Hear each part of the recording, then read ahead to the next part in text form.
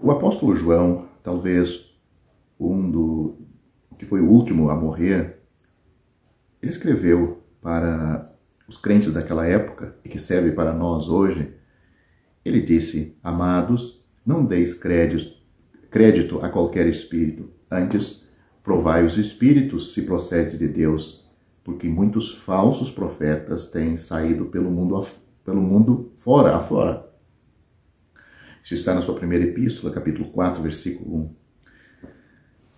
O Espírito Santo de Deus é dado e recebido por cada cristão.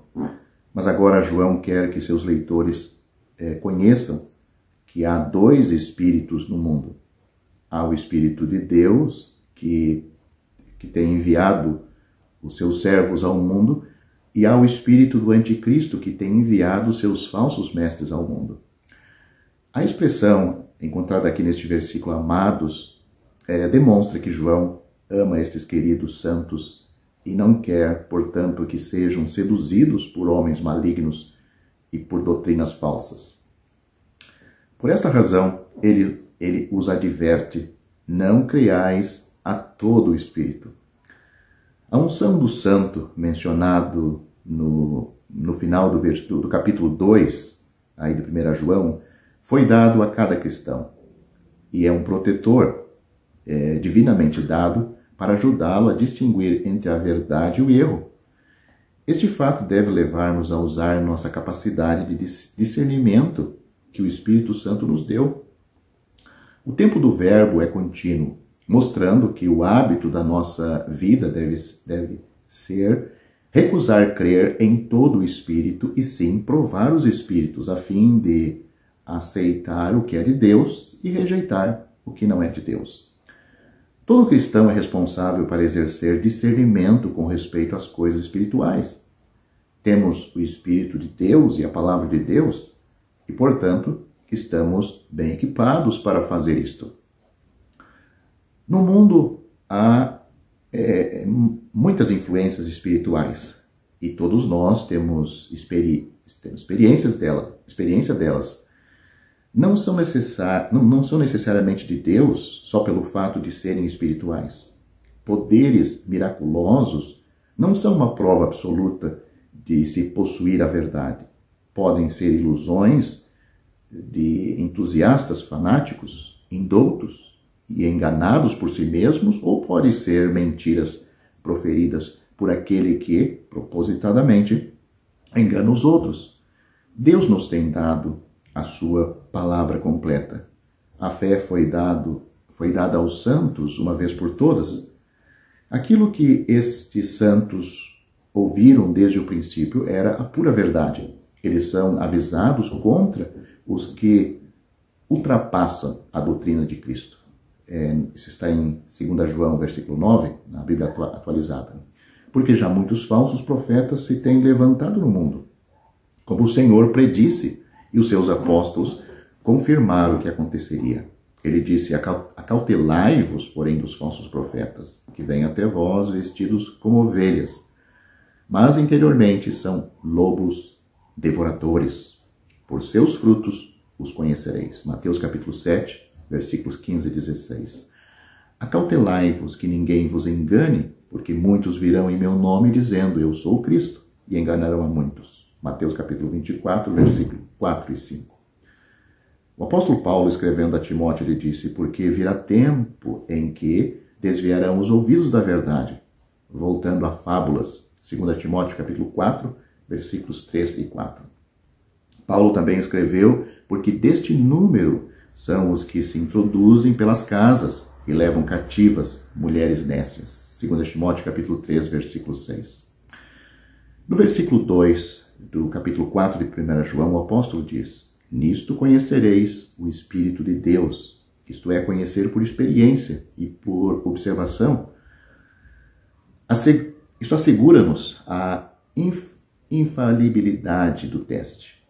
Todo crente terá a capacidade de reconhecer a natureza de qualquer testemunho que ouvir, pelo fato dele estar ou não de acordo com os fundamentos do cristianismo que foram escritos por inspiração do Espírito de Deus. Por isso a importância de ler a Bíblia. Note o que temos neste versículo. Todo o espírito que confessa que Jesus Cristo veio em carne é de Deus. Todo o espírito indica que cada pessoa, movido pelo Espírito de Deus, é levado por ele a confessar, declarar que Jesus Cristo veio em carne. Esta é uma declaração de crença, pois contém as verdades básicas da divindade e verdadeira humanidade do Senhor Jesus.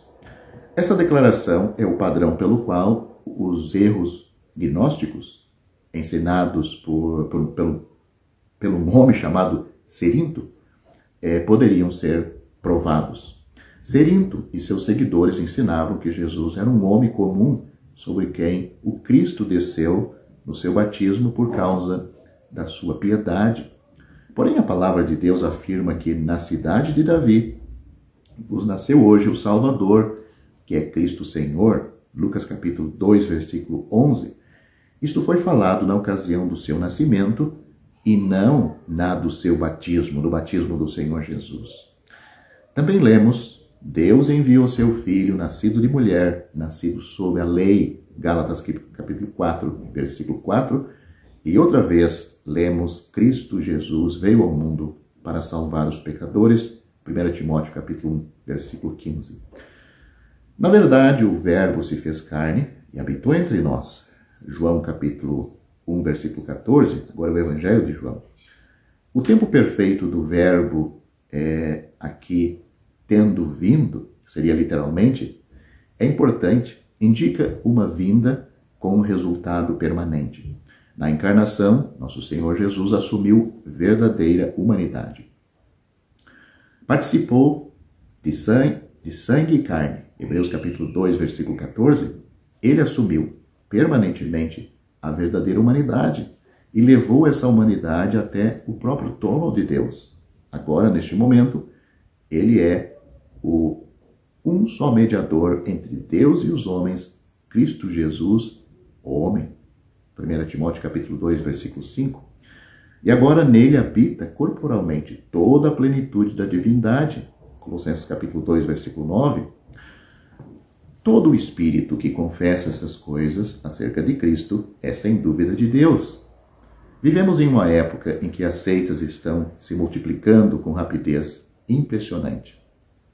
Na verdade, não há seitas novas, elas são apenas variações de grupos hereges que surgiram no tempo do Novo Testamento. É sua diversidade que é nova, na sua doutrina básica. Quando João diz que devemos examinar os espíritos, quer dizer que devemos examinar todos os que ensinam através da palavra de Deus para que possamos detectar os que são falsos. Há 3 áreas fundamentais através das quais essas seitas se expõem com falsificações e nenhuma delas consegue passar todos esses três testes. A maioria das seitas é fatalmente defeituosa em seu ensino sobre a Bíblia. Elas não aceitam como a perfeita palavra de Deus, a revelação máxima de Deus. Eles não aceitam a palavra de Deus como a revelação máxima de Deus ao homem. Elas dão a mesma autoridade aos escritos de seus líderes. Afirmam ter novas revelações do Senhor e se orgulham dessa nova revelação. Publicam sua própria tradução da Bíblia, que distorce e perverte a verdade. Elas aceitam a voz da tradição como se estivesse no mesmo nível que a Bíblia. Lidam de forma enganosa com a palavra de Deus. A maioria dessas seitas é herege e seus ensinos a maioria dessas seitas é herege em seus ensinos sobre o nosso Senhor Jesus. Negam que Ele é Deus, a segunda pessoa da Santa Trindade. Podem até admitir que Ele é o Filho de Deus, mas com isso querem dizer que é inferior e não igual a Deus Pai. Muitas vezes negam que Jesus é o Cristo, ensinando que Cristo é uma influência divina que desceu sobre o homem Jesus. Muitas vezes negam a humanidade verdadeira e sem pecado do Salvador. Uma terceira área onde as seitas se condenam é quanto ao que ensinam a respeito do caminho para a salvação.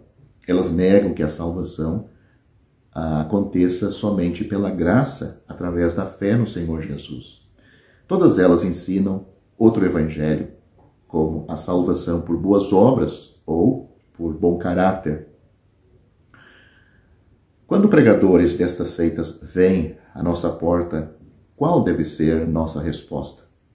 João deixa o assunto claro e não nos deixa dúvida. Ele diz: não os recebais em casa, nem lhe deis as boas-vindas, porque aquele que lhe dá boas-vindas faz-se cúmplice das suas obras más.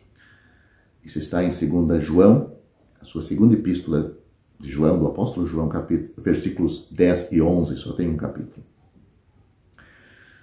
Pois bem, falamos de 3 áreas através das quais as seitas expõem-se como falsas diante da fé cristã que foi entregue aos santos de uma vez por todas. Há outras características de seitas das quais devemos não apenas estar cientes, mas que também devemos evitar cuidadosamente em nossas comunidades cristãs. O apóstolo Paulo diz: pelo contrário, rejeitamos as coisas que por vergonhosas se ocultam, não andando com astúcia, nem adulterando a palavra de Deus. Antes, nos recomendamos a consciência de todo homem, da presença de Deus, pela manifestação da verdade. Essas palavras do apóstolo estão em 2 Coríntios, capítulo 4, versículo 2. Exemplos característicos de seitas podem ser vistas em líderes que criam o que chamamos de culto à pessoa, colocando a si mesmos como messias e homens milagrosos. Homens carismáticos, muitas vezes, exercem um controle severo e autocrático sobre os laicos, exigindo submissão e ameaçando com punição severa de Deus aos que não lhes obedecem. Estas seitas, muitas vezes, afirmam ser as únicas detentoras da verdade, fazem declarações arrogantes sobre pequenas diferenças entre traduções da Bíblia e criticam qualquer grupo que discordar deles. Algumas pessoas destas seitas afirmam ter juntado o que há de melhor em outras doutrinas, tendo assim o ponto final, ou seja, eles têm a verdade. Sugere que ninguém pode ser completamente feliz até ter sido iniciado em seus mistérios, o conhecimento que eles têm. Elas tentam isolar seus membros, cortando o contato com qualquer outros ensinos, com qualquer um que se declare cristão e com livros escritos por autores que não sejam de seus líderes. Muitas vezes, estas seitas ensinam um estilo de vida legalista, que acaba se tornando um sistema de escravidão. Elas igualam santidade a rituais e cerimônias que se pode fazer por suas próprias forças e não por uma vida espiritual. Seitas exploram as pessoas financeiramente, usando um engenhoso sistema de manipulação psicológica, tudo em nome de Deus. Os líderes vivem em esplendor e luxo, enquanto muitos dos seus seguidores são praticamente levados à pobreza. Muitas dessas seitas são ladrões de ovelhas, invadindo outras instituições religiosas ao invés de tentar alcançar os que não fazem parte de nenhuma igreja. Elas enfatizam demais uma ou algumas doutrinas, negligenciando completamente áreas vitais da revelação divina, principalmente a certeza e a segurança da salvação da alma destas pessoas. Porque uma vez salva um pecador, ele não vai deixar ser enganado por esses líderes, pois ele tem o Espírito Santo de Deus.